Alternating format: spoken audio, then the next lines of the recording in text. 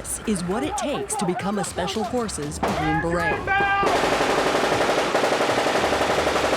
This is as close to real as it gets. Army Special Forces students must pass this final test to graduate and become part of an A-team. Hey, they're in the house! Yeah, this is simulated unconventional warfare in the Pinelands of North Carolina.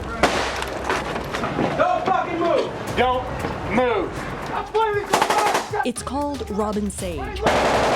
As an embedded reporter, I cover the Special Forces student A-team missions just as I do the real thing downrange.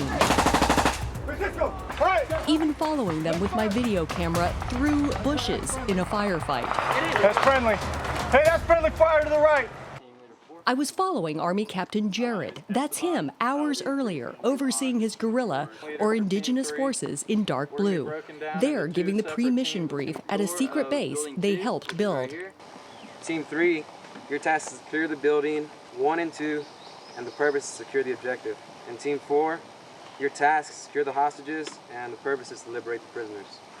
Captain JARROD and his fellow Special Forces students in Army fatigues must work by, with, and through guerrilla forces, called Gs, just as they will downrange. Here, the Gs are ROTC cadets.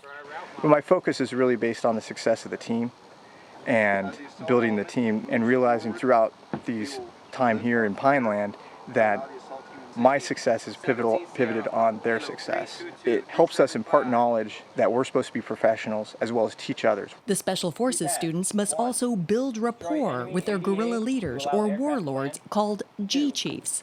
Here, the G-Chiefs, like Colonel Goose, are former Green Berets, testing them.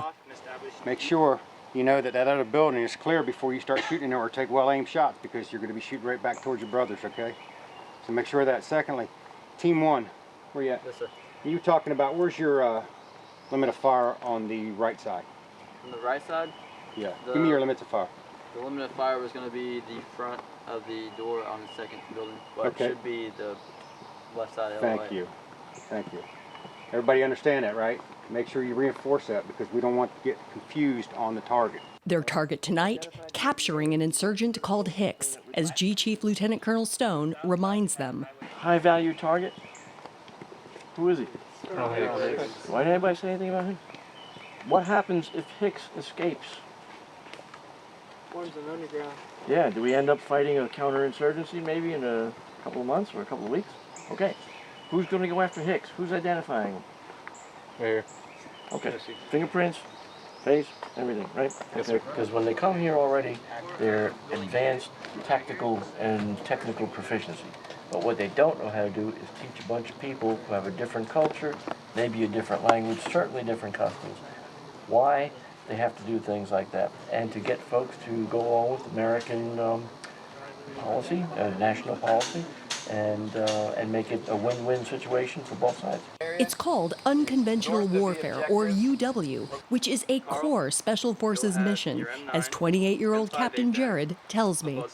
The UW environment is a very challenging environment in dealing with a host nation and having to them providing security for you, and you're really dependent upon them for your livelihood and your safety as well.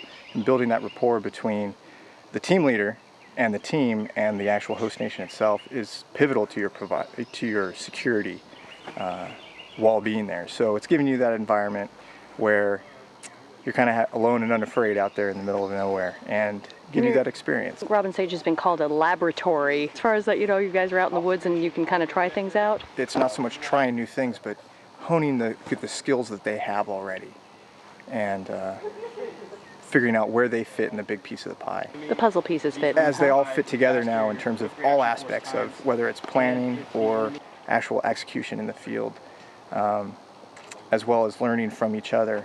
Which is why they cross-train on each other's specialties, such as communications.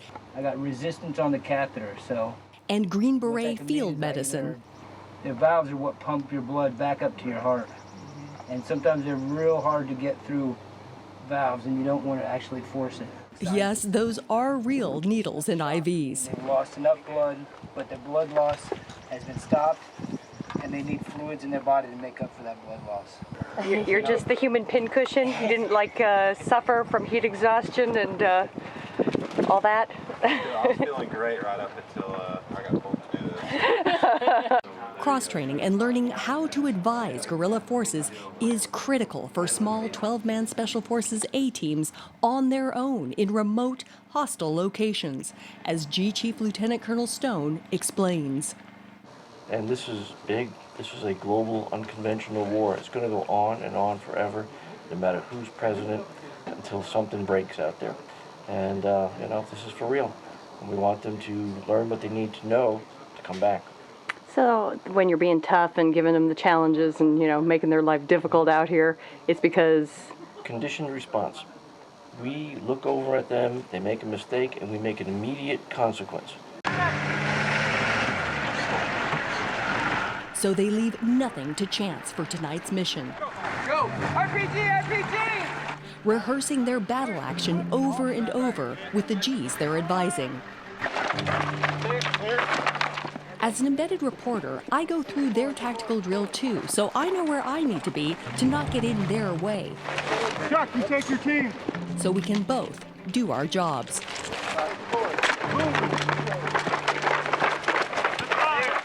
Focus tonight is in the little team that I'm controlling, always checking them and always teaching them and trying to motivate them and show them as a leader, since most of them are cadets, how you can be a leader and you don't necessarily need to be a overbearing, yelling and screaming leader.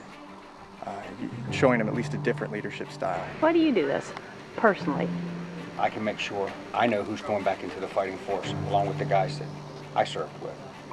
You know, because it's very important to have competent individuals on the fighting field opposed to guys to just get numbers. So if we can train these guys up enough that we know they go to Iraq or Afghanistan or other countries in the world, and if we know that one guy comes back and goes, you know what, your training saved my life, or the lives of others, we're tickled pink. We met our objective, and we're making a difference. So that's why I do it. Ready to load? Then it's time. We start making contact. You know, we got to continue blowing by, and you guys got to pick up the contact. We load up civilian trucks and horse trailers to hide our infiltration. Fast driving, stopping, backtracking, my video camera rolling. Zigzagging the bumpy, country back roads. A wrong turn becomes a teaching moment. You got to verify the information. We got our timeline back on schedule, right? You can't fucking do this. Make sure you're looking forward. Trying to get everybody back on track. Smushed in the back of the truck with the men, I learn the team did not do reconnaissance and were working off an old map. Let's go, let's go, let's go. They're not likely to make this mistake again downrange. Dismounted out front. Dismounted out front of the tower. I see 1, 2, at least 3. Game on.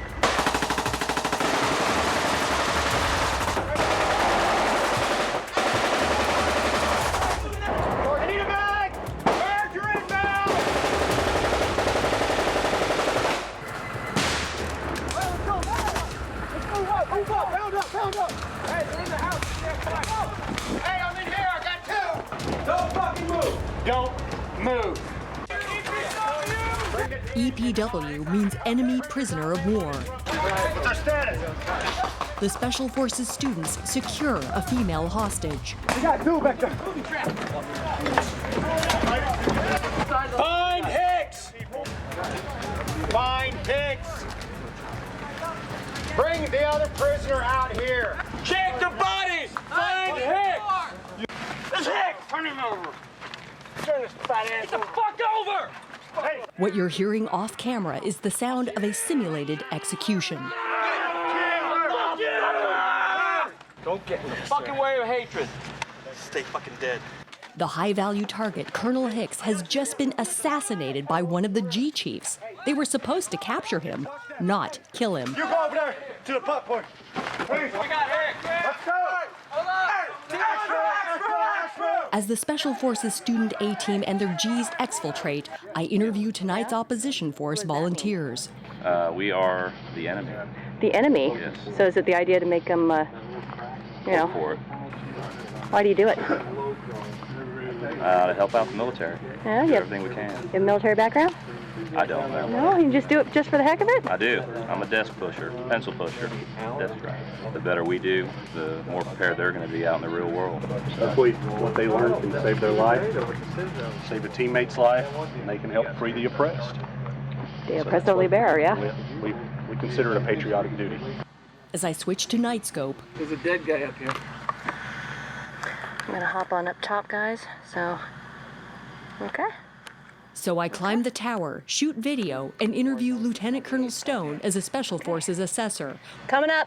while the A-teams wait for their helicopters in the field in front of us. How have they done so far, and as we are standing here waiting for a helicopter for It was exfil? fast. They did what they were supposed to do in taking down the target and getting to the hostages, the high-value target of Colonel Hicks, and eliminating the obstacles, including the ADA and this tower, within the first few seconds of combat. That was absolutely essential to the success of the mission. Yeah, mistakes have been made, but for the most part, this was a great victory. Me, as a member of the press, noticed that the high-value target was taken out of commission. Is that a good way of putting it? It And was eliminated, but did you notice how the Americans tried to save him? They used deception on us as the guerrilla force. They knew how much we hated them. They knew something was going to happen. And what they did was they didn't say a word up until they found Hicks, and they spirited him away. And if we didn't have our assessor network there, they would have actually captured him alive and taken him to trial. so having quite your spies commendable. out and about is a... Well, I mean, we wanted to stress the situation, and when we did it, when we found Hicks, the Americans knew better than to try and stop us from that. They almost got him out of here alive, and they would have if we didn't kind of change the thing a little Add bit. a little adversity. Yeah, Yeah. we added more adversity than they probably would normally have taken.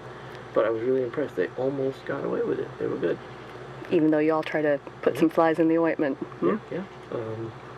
And the hostages were all rescued. That's a good thing. Captain JARROD and his fellow Special Forces students on the helicopters graduated and became Green Berets, then immediately deployed. Captain JARROD even skipped his graduation ceremony to get to his A-team and do all this for real. And off they go into the night. With Army Special Forces, Alex Quade in the Pinelands of North Carolina.